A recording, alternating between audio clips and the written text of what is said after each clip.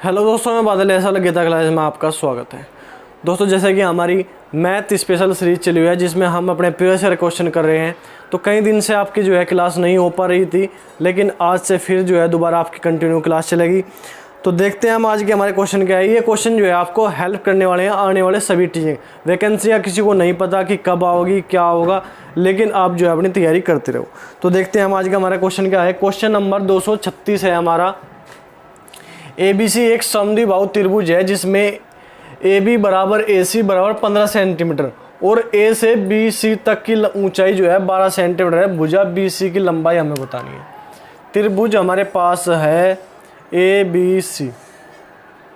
ABC हमारे पास त्रिभुज है। AD जो AB है वो AC के बराबर है, ये दोनों बराबर है, ये भी 15 और ये भी क्या, दोनों जो है बराबर बताई गई है।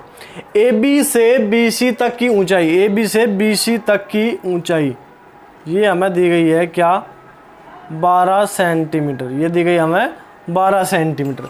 तो हमें BC की लंबाई देखो, ये जो हमारा लंब होता है, जो हमें जो है A से BC तक की जो है ऊंचाई हमें दी गई है, ये जो है आधार को 2 बराबर भागों में बांटती है। आधार को क्या, 2 बराबर भागों में बांटती है। तो हम जो है इस त्रिभुज को देखेंगे, ये हमने D मान लिया, ABD एक छोटे जो एक त्रिभुज बना हुआ है, एक त्रिभुज ये बन गया, एक त्रिभुज ये। तो पहले एक त्रिभुज को लेकर जो है हम जो है BD की जो है ऊंचाई लंबाई निकालेंगे।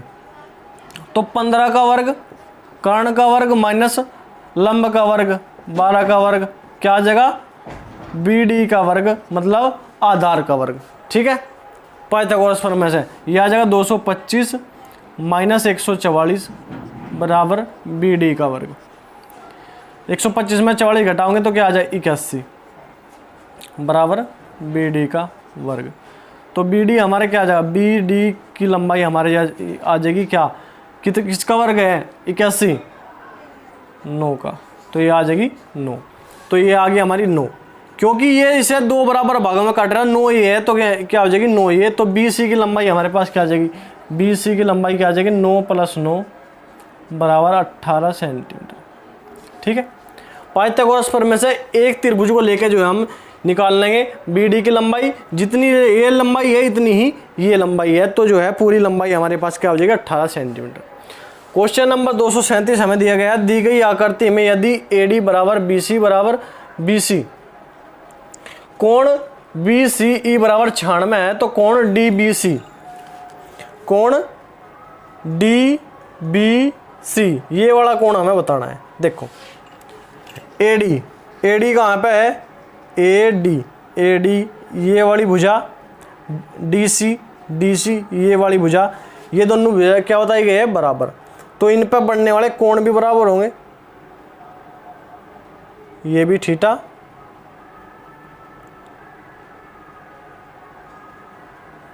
ये भी थीटा। ठीक है, अब जो है BC भी बराबर है, ये भी इसके बराबर है। देखो दो अंदर जो दो कोण त्रिभुज में दो अंदर के कोणों का योग बाहर के कोण के बराबर होता है। दो अंदर ये भी थीटा ये भी थीटा है, तो इसके बाहर करने वाला कोण ये क्या है, ये 2 थीटा। जब ये भी भुजा बराबर है तो ये भी 2 थीटा हो जाएगा। देखो अब इस पूरे त्रिभुज को हम देखें, ABC को अगर देखें, अंदर की 2 भुजा का योग क्या है, 2 कोणों का योग थीटा, यहाँ पे 2 थीटा। तो बाहर का क्या हो जाएगा, इन दोनों का योग, यहाँ पे 2 थीटा है, यहाँ पे थीटा है, तो ये इसका क्या बराबर हो जाएगा, ये हो जाएगा 3 थीटा। अब इसका दिया गया 96, तो 3 थीटा बराबर हमारे क्या दिया गया है 96 डिग्री। तो थीटा का मान क्या हो जाएगा, 3 × 9 3 × 6 32। अब हमें ये वाला कोण निकालना DBC, ये वाला 2 थीटा। तो 2 थीटा का मान क्या हो जाएगा 64 डिग्री। 64 डिग्री ये हमें क्या निकालना था, DBC बराबर 64 डिग्री हमारा जो है आंसर आ जाएगा 64 डिग्री। इस क्वेश्चन में बस ये ध्यान रखना कि त्रिभुज के अंदर के 2 कोणों का योग बाहर के एक कोण के बराबर होगा। इसी से जो है पूरा क्वेश्चन हमारा हल हो जाएगा। ठीक है, आप इसे नोट करो, फिर नेक्स्ट क्वेश्चन देखते हैं। क्वेश्चन नंबर 238 हमें दिया गया, त्रिभुज ABC में AD को एक का आंतरिक समद्विभाजक है, तो भुजा BC को डी पर मिलाता है, यदि बी डी बराबर 5 सेंटीमीटर, बी सी बराबर 7.5 सेंटीमीटर, तो ए बी अनुपात ए सी का जो है हमें अनुपात बताना है। त्रिभुज हमें दे दिया ए बी सी, ठीक है। ए का आंतरिक समद्विभाजक बी सी को डी पर मिलाता है, ये हो गया आंतरिक समद्विभाजक, बी सी को डी पर मिला दिया, ठीक है। अब जो हमारा बी डी दिया गया, बी डी का जो मान दिया गया 5 सेंटीमीटर दिया गया, और बी सी मतलब ये पूरा दिया गया 7.5 सेंटीमीटर यहाँ से यहाँ तक, ठीक है। अब जब ये 5 है, ये 7.5 तो ये कितना हो गया, ये हो गया 2.5, ठीक है।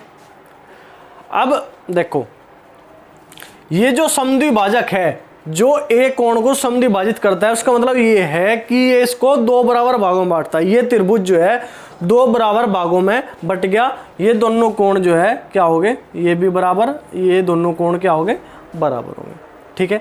जब ये दोनों कोण बराबर होंगे तो ये दोनों भुजा भी बराबर होगी, ठीक है।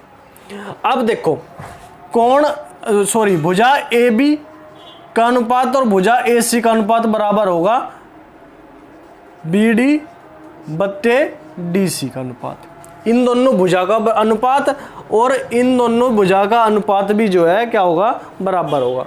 बराबर होगा तो क्या होगा, 5/2.5, तो क्या आ जाएगा 2:1 का अनुपात आ जाएगा इनमें, 2:1 का अनुपात। ये दोनों कोण बराबर है, ये दोनों भुजा बराबर है, तो इनकी भुजाओं का अनुपात और जो है इसके आधार का अनुपात भी जो है इनका बराबर होगा। जो अनुपात इन भुजाओं में होगा वही इनके आधार में भी अनुपात होगा, 2:1 का अनुपात इनमें होगा, ठीक है। उसके बाद क्वेश्चन नंबर 239 में दिया गया 2 सेंटीमीटर, 3 सेंटीमीटर, 5 सेंटीमीटर और 6 सेंटीमीटर लंबाई वाले खंडों में से किन्हीं 3 खंडों को लेकर बनने वाले त्रिभुजों की संख्या हमें बतानी है। क्या है, 2 सेंटीमीटर, 3 सेंटीमीटर, 5 सेंटीमीटर और 6 सेंटीमीटर, इतनी लंबाई की भुजा है, तो इन्हें मिला के हम कितने त्रिभुज बना सकते हैं, ये हमसे पूछा। तो देखो इसका एक सिंपल सा नियम है, 2 भुजाओं का अनुपात, 2 भुजाओं का योग तीसरी भुजा, 2 भुजाओं का योग तीसरी भुजा से अधिक होना चाहिए, जब भी एक त्रिभुज तैयार हो सकता है। 2 भुजा का योग तीसरी भुजा से अधिक होना चाहिए, जब भी एक त्रिभुज तैयार हो सकता है। अगर 2 के साथ हम 3 को मिलावे, 2 और 3 5, तो ये किससे अधिक है, 5 से अधिक, 6 से अधिक है नहीं, तो नहीं मिला सकते। अगर 2 के साथ 5 को मिलावे, 2 और 5 7, तो ये किससे अधिक है, ये अधिक है 6 से, तो एक त्रिभुज तैयार हो जाएगा, ठीक है। हमने क्या ले लिया, एक 2 ले लिया, एक भुजा, एक 5 ले लिया, कुछ 6, 2 और 5 का योग 6 से जो है अधिक है। उसके बाद अगर 6 की बात करें, 2 से और 6 से मिलावे तो नहीं बनता, 3 की बात करेंगे, 3 और 5 को अगर मिला, 3 और 5 8, 8 जो है 6 से अधिक है, एक त्रिभुज ये बन गया। क्या भुजा ली, 3 भुजा ली, एक भुजा 3, एक 5 और एक 6, तो एक त्रिभुज तैयार हो गया। उसके बाद 5 ले, 5 से अगर 6 3 में मिलावे, 5 और 3 8, वही बात हो जाएगी, 6 2, और कोई भी त्रिभुज नहीं बनता, तो कितने त्रिभुज बने, 2 त्रिभुज बने।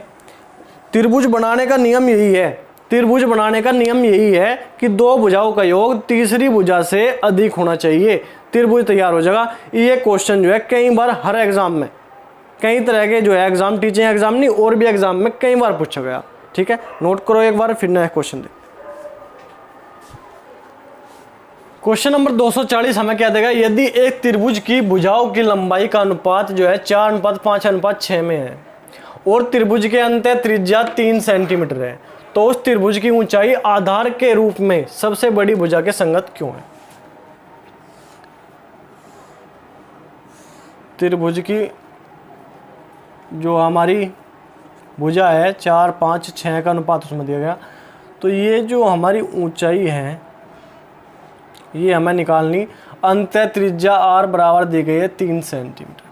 तो देखो अगर त्रिभुज की अंत त्रिज्या की बात करें हम r की, तो r बराबर होता है त्रिभुज का क्षेत्रफल बटे अर्ध परिमाप, ठीक है। अब त्रिभुज का क्षेत्रफल आपको पता है कितना होता है, 1/2 गुणा आधार गुणा ऊंचाई, गुणा ऊंचाई बटे अर्ध त्रिभुज क्या होता है, अर्ध त्रिभुज होगा तीनों भुजाओं का योग बटे 2, तीनों भुजाओं का योग